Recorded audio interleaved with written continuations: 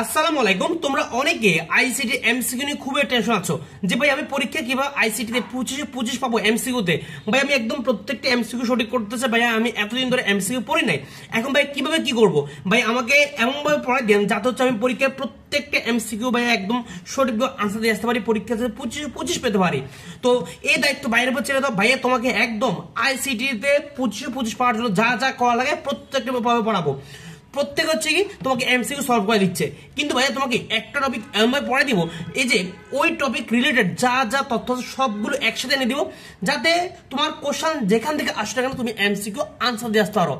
প্রত্যেকটা এমসিকিউ তোমার পরীক্ষা কোন আসবে, জাস্ট হচ্ছে তুমি এই ক্লাসটা মন দাও, তোমার এই ক্লাস থেকে প্রত্যেকটা এমসিকিউ কোন আসবে তুমি 25 ভাবে একদম গ্যারান্টি সহকারে দিচ্ছি।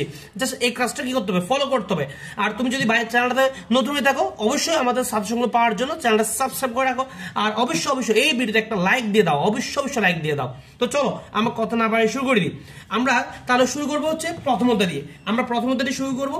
একটু দেখো ভাই, তুমি এতদিন ধরে পড়ো নাই, এতদিন ধরে এমসিকিউ সলভ করো নাই, নো প্রবলেম, জাস্ট এই ক্লাসটা ফলো করো। আমরা প্রথমে এই অধ্যায়ের মধ্যে যেটা সলভ করবো সেটা হচ্ছে ভার্চুয়াল রিয়েলিটি। আমরা ভার্চুয়াল রিয়েলিটি রিলেটেড যে এমসিকিউ আছে প্রত্যেকটা এমসিকিউ এখন সলভ করবো। একটু আসো, শুধু ওই যে এমসিকিউ দেওয়া আছে, প্রশ্ন দেওয়া আছে, তুমি অপশন দেখাইলা পড়াই দিল, এটা কোনো সলভ না, এটা কোনো শিখা না। তুমি এখানে খেয়াল করো ভার্চুয়াল রিয়েলিটি। প্রথমে পরীক্ষা কোশ্চেন আসে যে হার্ডওয়্যার ও সফটওয়্যারের মাধ্যমে তৈরিকৃত বাস্তব ভিত্তিক কৃত্রিম পরিবেশকে কি বলা হয়? পরীক্ষা এভাবে করে যে হার্ডওয়্যার ও সফটওয়্যার মাধ্যমে তৈরিকৃত বাস্তব ভিত্তিক কৃত্রিম পরিবেশকে কি বলা হয়? কি বলা ভাইয়া? ভার্চুয়াল রিয়েলিটি বলা হয়। পরীক্ষা এভাবে কোশ্চেন আসে যে ভার্চুয়াল রিয়েলিটির নতুন রূপের নাম কি? ভার্চুয়াল রিয়েলিটির নতুন রূপ কোনটি? পরীক্ষায় বিভিন্ন অপশন দেওয়া থাকে, তোমাকে বলতে হবে অগমেন্টেড রিয়েলিটি। একদম এভাবে কোশ্চেনটা আসে যে ভার্চুয়াল রিয়েলিটির নতুন রূপ কোনটা। আর ভাইয়া এমন ভাবে হচ্ছে এই কন্টেন্টগুলো রেডি করছে তোমাদের জন্য, এই কন্টেন্টের মধ্যে প্রত্যেকটা বোর্ড কোশ্চেন চলে আসছে, প্রত্যেকটা বোর্ড কোশ্চেন, প্রত্যেকটা ইম্পর্টেন্ট তথ্য চলে আসছে। কোশ্চেন এবারে করা সম্ভব না ইনশাল্লাহ, এখান থেকে কোন আসবে একটু খেয়াল করতে হবে, ইনশাল্লাহ। তাহলে এরপর কোশ্চেন আসে যে ভার্চুয়াল রিয়েলিটির বৈশিষ্ট্য কোনটা? পরে কিভাবে কোশ্চেন আসে যে নিচে কোনটা ভার্চুয়াল রিয়েলিটির বৈশিষ্ট্য। তো তুমি জাস্ট মনে রাখবা যে ভার্চুয়াল রিয়েলিটির একদম সবচেয়ে ইম্পর্টেন্ট বৈশিষ্ট্য হচ্ছে কাল্পনিক জগতে প্রবেশ। আমরা কিন্তু এই ভার্চুয়াল রিয়েলিটির মাধ্যমে কিন্তু আমাদের যে একটা কাল্পনিক জগৎ আছে, কাল্পনিক বিশ্ব আছে, সেখানে প্রবেশ করতে পারছি। পরীক্ষায় একদম খুবই ফেমাস একটা কোশ্চেন যে নিচে কোনটি ভার্চুয়াল রিয়েলিটির প্রয়োগ বা নিচে কোনটা ভার্চুয়াল রিয়েলিটির প্রয়োগ নয়। তো বিশেষ করে অনেকগুলো বহুপদী এমসিকিউ আসে, যে নিচে কোনটা ভার্চুয়াল রিয়েলিটির প্রয়োগ।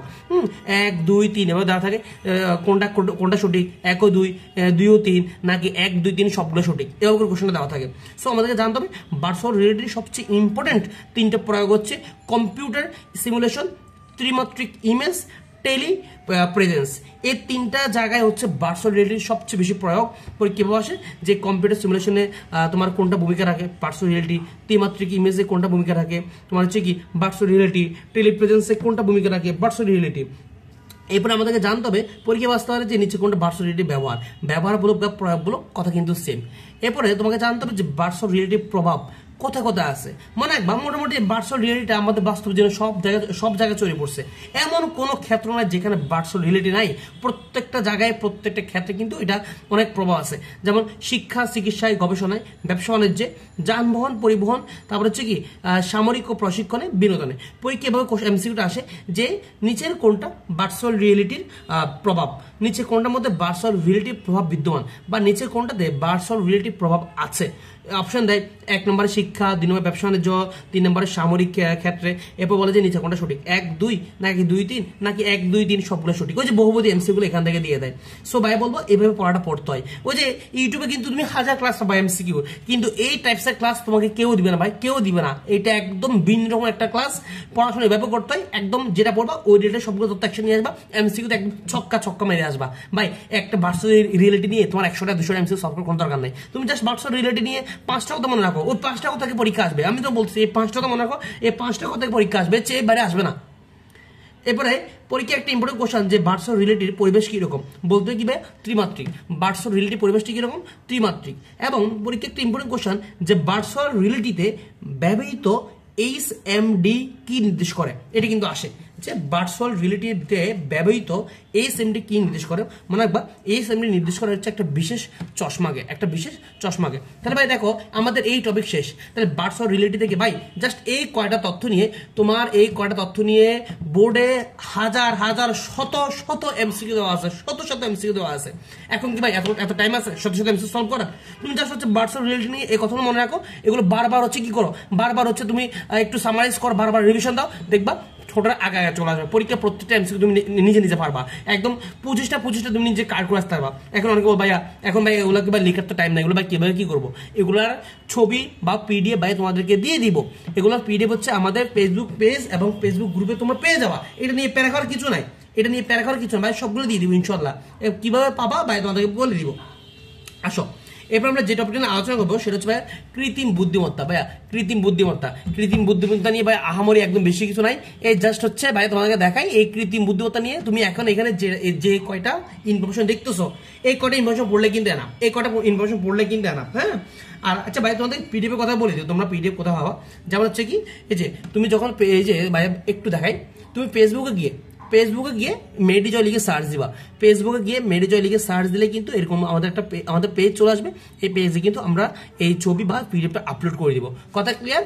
আর অথবা তুমি ফেসবুকে গিয়ে মেডিজয় লিখে সার্চ দিলে কিন্তু আমাদের ফেসবুক গ্রুপে পেয়ে যাওয়া, এই যে ফেসবুক গ্রুপটা পেয়ে যাওয়া, জাস্ট মেডিজয় লিখে সার্চ দিলে চলে আসবে। এই দেখো পুরো নামটা দেখো, মেডিজয় একাডেমিক জ্ঞান মেডিকেল অ্যাডমিশন কেয়ার, হ্যাঁ।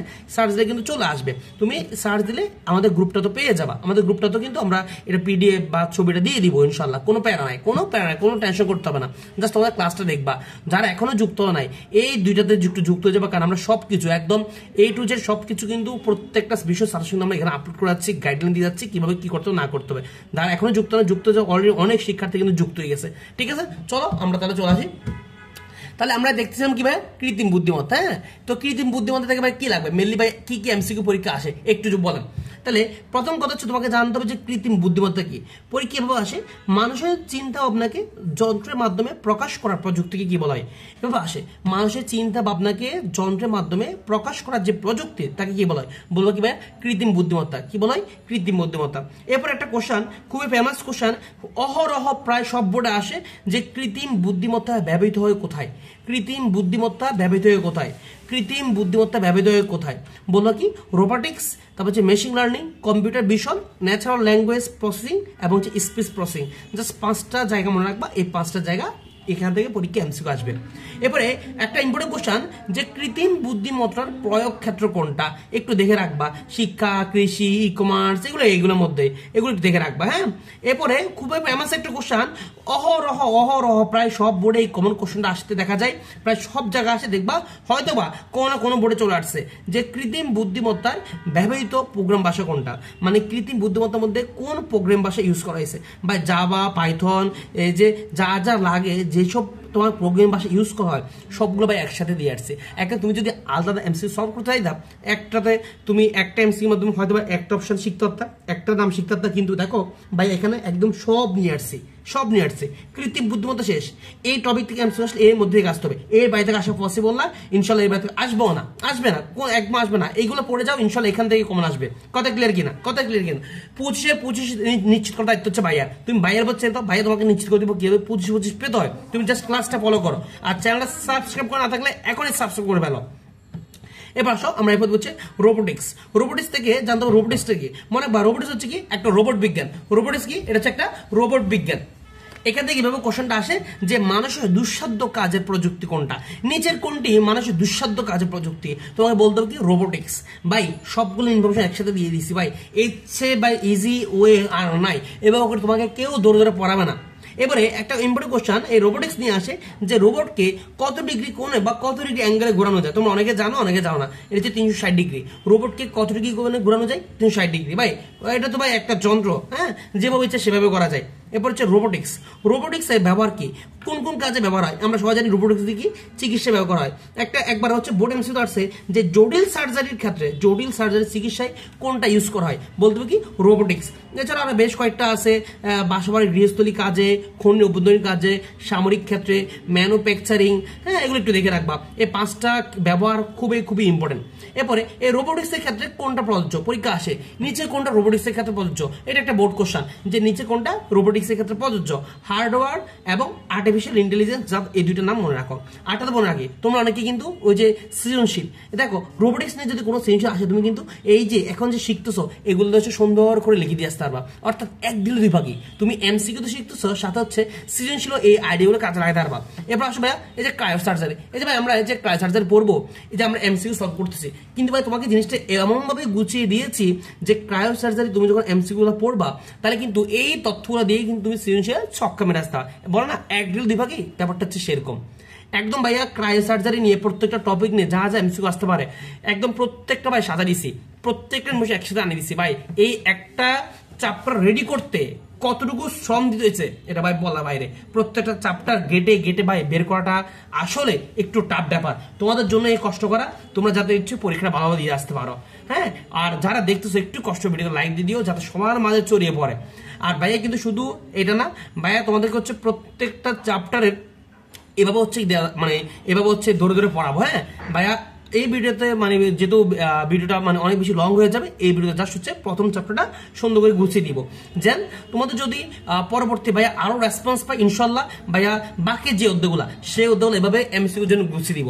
জাস্ট তোমাদের রেসপন্স যদি ভালো হয়, যদি তোমরা যদি ভালো রেসপন্স পাই, ভালো লাইক পাই, ভালো কমেন্ট করো তোমরা ইনশাল্লাহ, যদি ভালো রেসপন্স তোমাদের আগ্রহ দেখাও কমেন্টের মাধ্যমে, যদি আগ্রহ দেখো যে ভাই আমাদের লাগবে, তাহলে ইনশাল্লাহ ভাইয়া পরবর্তী চ্যাপ্টারগুলো খুব খুব দ্রুত প্রত্যেকটা চ্যাপ্টার ভাই রেডি করা আছে ভাই, তোমাদেরকে দিয়ে দিব ইনশাল্লাহ, একদম খুব সুন্দর করে দিয়ে দিব, প্যারা নিতে হবে না। এছাড়া এভাবে তো এমসিকিউ পড়াচ্ছি, তোমাদের জন্য অলরেডি সৃজনশীলের কোন কোন টপিক থেকে কোশ্চেন আসবে এই নিয়েও আমাদের ইউটিউব চ্যানেল বা ফেসবুকে আপলোড করা হয়েছে। এবং আরেকটা গুড নিউজ হচ্ছে কি, তোমার এই যে আইসিটি পরীক্ষায় অধিকাংশ এমসিকিউ কিন্তু ক্যালকুলেটর দিয়ে সলভ করা যায়, যেটাকে বলা হয় এমসিকিউ হ্যাঁ ক্যালকুলেটর হ্যাক্স।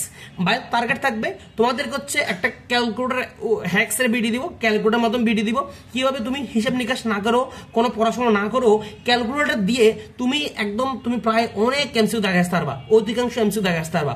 মানে ম্যাথমেটিক্যালের মতো যে এমসিকিউ আসে প্রায় অধিকাংশ এমসিকিউ কিন্তু তোমার ক্যালকুলেটর দিয়ে সলভ করা যায়, তোমরা অনেকে জানো না। ভাই যদি তোমাদের আগ্রহ থাকে তাহলে হচ্ছে পরবর্তী চ্যাপ্টারগুলো এভাবে গুছিয়ে দিব, সাথে হচ্ছে ক্যালকুলেটর হ্যাক্সও দিয়ে দিব ইনশাল্লাহ।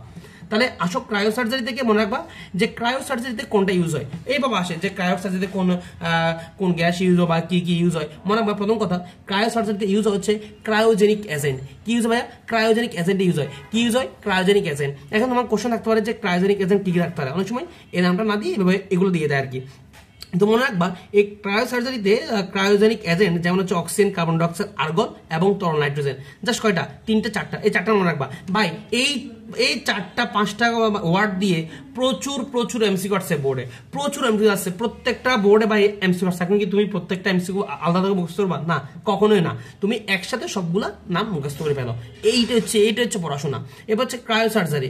একটা কোশ্চেন আসে যে কোষে অক্সিজেনটা সরবরাহ বন্ধ থাকে কখন? এই টেম্পারেচারে -41°C থেকে -196°C টেম্পারেচার মধ্যে কিন্তু অক্সিজেন সরবরাহ বন্ধ থাকে। এরপরে যা আসে যে নিচে কোনটা ক্রায়ো সার্জারি ব্যবহার, হ্যাঁ মনে রাখবা লিভার, ফুসফুস ও মুখের ক্যান্সারে ব্যবহার হয়, পাইলস চিকিৎসা ব্যবহার হয়, টিউমার চিকিৎসা ব্যবহার হয়, রোগাক্রান্ত টিস্যুর অংশে ব্যবহার হয়। একবার বোর্ডে এমসিকিউ আসছে যে রোগাক্রান্ত টিস্যুর অংশে কোনটা ইউজ করা হয়, কোনটা ইউজ করা হয়? ক্রায়ো সার্জারি ইউজ করা হয়। লিভার ফুসফুসের ক্যান্সারে চিকিৎসা কোনটা ইউজ করা হয়? ক্রায়ো সার্জারি ইউজ করা হয়। এবং এই একটা এমসিকিউ আসছে যে ক্রায়ো সার্জারিতে কোন যন্ত্রপাতি ইউজ হয়। মনে রাখবা অনলি দুটো যন্ত্রপাতি মনে রাখলে এনাফ, একটা হচ্ছে ক্রায়োপ্রোব, একটা হচ্ছে স্প্রে ডিভাইস। তাহলে ক্রায়ো সার্জারিতে কোন যন্ত্রপাতি ইউজ হয়? পারবা না ভাইয়া? দুইটা। কি ভাইয়া? একটা হচ্ছে ক্রায়োপ্রোব, একটা কি ভাইয়া? ক্রায়োপ্রোব, একটা হচ্ছে কি স্প্রে ডিভাইস। একটা ক্রায়োপ্রোব, একটা হচ্ছে কি স্প্রে ডিভাইস। নেক্সট টপিক আসো বায়োমেট্রিক্স। বায়োমেট্রিক্সে একটু আসো। বায়োমেট্রিক্সের ব্যবহার কি? জাস্ট দুইটা ব্যবহার মনে রাখবা যে এর মাধ্যমে বৈশিষ্ট্য অনুযায়ী জীব শনাক্তকরণ করা যায়। পরীক্ষা এভাবে আসে যে বৈশিষ্ট্য অনুযায়ী জীব শনাক্তকরণ করা যায় নিচের কোনটির মাধ্যমে বা নিচের কোন প্রযুক্তির মাধ্যমে? বলতে হবে কি ভাইয়া? বায়োমেট্রিক্স। কি বলতে ভাইয়া?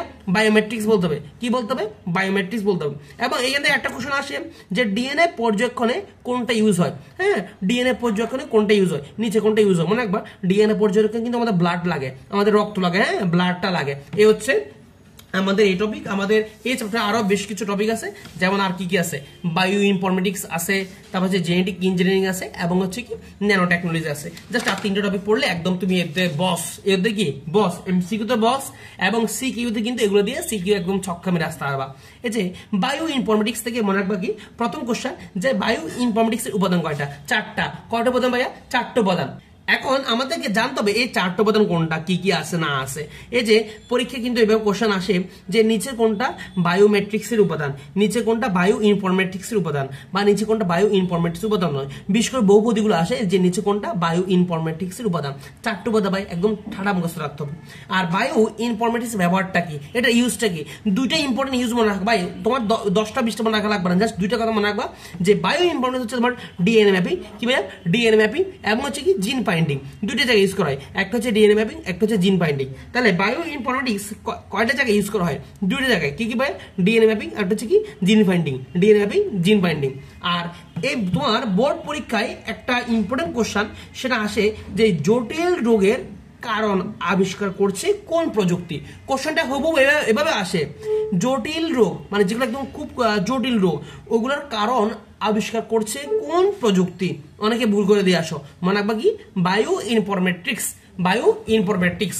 ওকে, নেক্সট আসো জেনেটিক ইঞ্জিনিয়ারিং। ভাই জেনেটিক ইঞ্জিনিয়ারিং থেকে তোমার আহামরি একদম তোমার হাতে করা শেখা লাগবে না। জেনেটিক ইঞ্জিনিয়ারিং জাস্ট ব্যবহারটা শিখবা, 5টা ব্যবহার শিখলে এনাফ।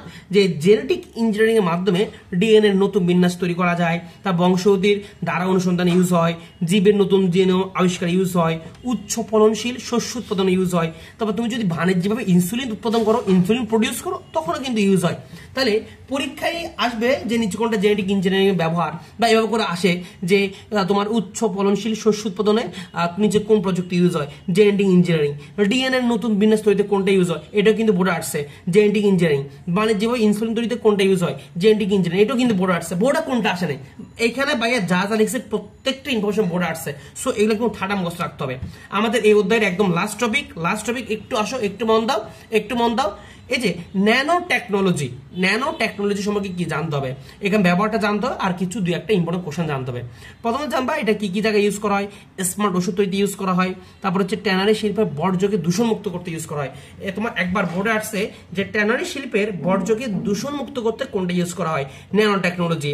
তারপর এভাবে আছে সূক্ষ্ম ছোট উৎপাদনে কোনটা ইউজ হয়, বৃহৎ স্কেলে পণ্য উৎপাদনে কোনটা ইউজ হয়, সানস্ক্রিন ও তোমার যে ময়েশ্চারাইজার আছে সেখানে কোনটা ইউজ হয়, বা নিচে কোনটা ন্যানো টেকনোলজি ব্যবহার, এভাবে কোশ্চেন আসতে পারে। এছাড়া এই রিলেটেড আরো দুই একটা তথ্য জেনে নাম, যেমন হচ্ছে ন্যানো পার্টিকেলের আকৃতি কতটুকু, 1 থেকে 100 ন্যানোমিটার, 1 থেকে 100 কি ন্যানোমিটার। তারপরে এই যে একটা কোশ্চেন আসে যে খুবই ফেমাস, ন্যানো টেকনোলজিতে নিচের কোন পদ্ধতি ইউজ হয়, মানে বা টপ ডাউন কি টপ ডাউন। আরেকটা কোশ্চেন যে ন্যানো টেকনোলজিতে কয়টা পদ্ধতি আছে বা কয়টা পদ্ধতি ইউজ হয়, টোটাল কয়টা পদ্ধতি ইউজ হয়, 2টা পদ্ধতি ইউজ হয়। এই জাস্ট এই কয়টা কথা মনে রাখলে এনাফ। এই যে মাত্র হচ্ছে কি তোমার 17 মিনিট হয়েছে, এই 17 মিনিটের মধ্যে তোমাকে ভাই একটা চ্যাপ্টারের ফুল এমসিকিউ কভার করে দিয়েছি। তোমার যদি রেসপন্স ভালো থাকে, আগ্রহ থাকে, তাহলে কিন্তু আমি এই ধারাবাহিকতা বজায় রেখে খুব দ্রুত বাকি যে চ্যাপ্টারগুলো আছে এভাবে একদম খুব সুন্দর করে গুছিয়ে বাকি উদ্যোগগুলো ইনশাআল্লাহ দিয়ে দিব। এটা নির্ভর করছে তোমাদের রেসপন্সের উপর। তোমরা একটু কষ্ট করে এই ভিডিও লাইক দিয়ে দিবা, এবং তোমরা একটু কমেন্টে একটু আগ্রহ দেখাবা, ইন্টারেস্ট কিনা, তোমাদের লাগবে কিনা একটু আমাকে জানাবা, এবং অবশ্যই একটু রিভিউ দিবা যে ক্লাসটা তোমাদের কেমন লাগছে, এই ক্লাসটা তোমরা উপকৃত হচ্ছ কিনা, এইভাবে কি আমি বাকি উদ্যোগ কন্টিনিউ করবো কিনা।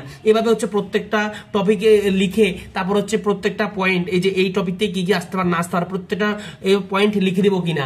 যদি তোমরা চাও একটু কমেন্টে জানাও, একটু রিভিউ দিও, তাহলে ভাইয়া খুব শীঘ্র দিয়ে দিব। আর অবশ্যই তোমাদের জন্য আমার আরেকটা টার্গেট থাকবে, সেটা হচ্ছে একটা ক্যালকুলেটর হ্যাক্স দিব ইনশাআল্লাহ। ক্যালকুলেটর হ্যাক্স মানে হচ্ছে ক্যালকুলেটরের মাধ্যমে তুমি সব প্রায় অধিকাংশ এমসি সলভ করে ফেলতে পারবা। ঠিক আছে, সবাই ভালো থাকো, সুস্থ থাকো, আর অবশ্যই চ্যানেলটা সাবস্ক্রাইব করে সাথে থাকো। আল্লাহ হাফেজ।